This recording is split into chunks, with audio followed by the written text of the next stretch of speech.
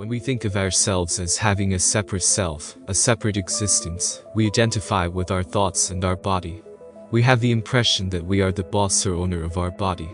We might think this is my body, or this is my mind, in the same way we might think, this is my house, this is my car, these are my qualifications, these are my feelings, these are my emotions, this is my suffering. In fact, we should not be so sure. When we think or work or breathe, many of us believe there must be a person, an actor, behind our actions. We believe there must be someone doing the action. But when the wind blows, there is no blower behind the wind. There is only the wind, and if it does not blow, it is not the wind at all. When we say it is raining, there does not need to be a rainer in order to have the rain. Who is the it that is raining? There is only raining. Raining is happening.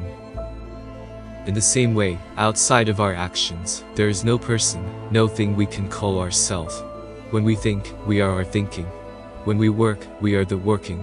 When we breathe, we are the breathing. When we act, we are our actions.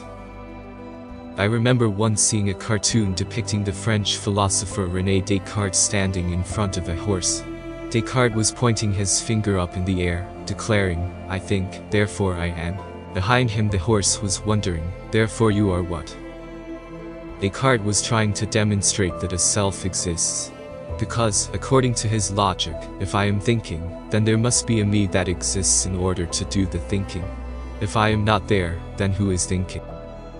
We cannot deny that there is thinking. It is clear that thinking is taking place. Most of the time the problem is that too much thinking is taking place. Thinking about yesterday, worrying about tomorrow, and all of this thinking takes us away from ourselves and from the here and now.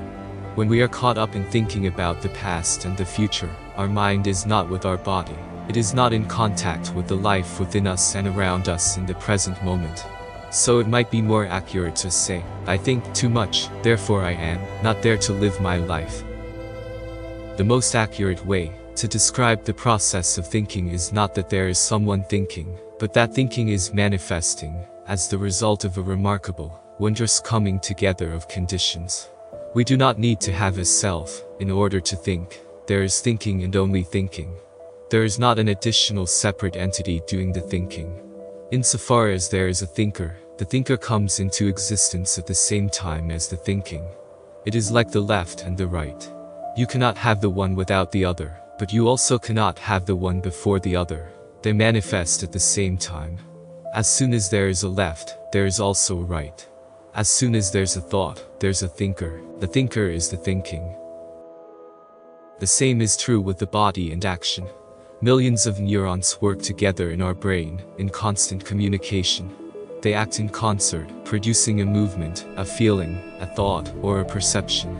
Yet there is no conductor of the orchestra. There is no boss making all the decisions. We cannot locate a place in the brain or anywhere else in the body that is controlling everything. There are the actions of thinking, feeling, and perceiving. But there is no actor or separate self-entity doing the thinking, feeling, and perceiving.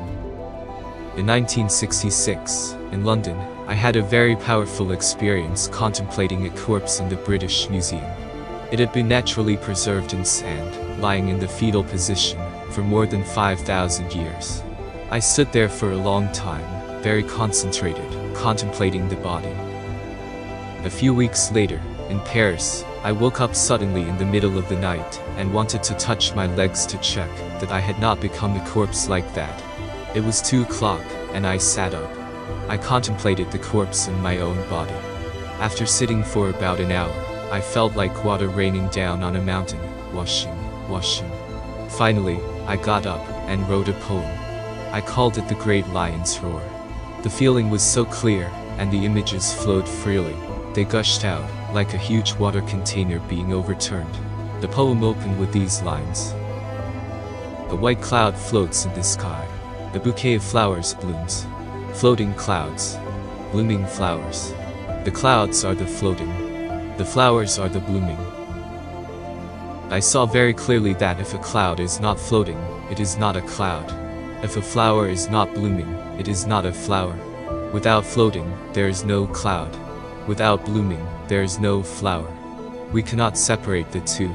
You cannot take the mind out of the body, and you cannot take the body out of the mind. They interare. Just as we find the flower in the blooming, we find a human being in the energy of action. If there's no energy of action, there's no human being.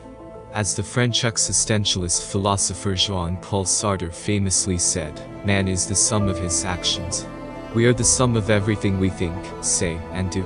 Just as an orange tree produces beautiful blossoms, leaves, and fruit, so do we produce thinking, speech, and action. And just like the orange tree, our actions are always ripening over time. We can find ourselves only in our actions of body, speech, and mind, continuing as energy across space and time.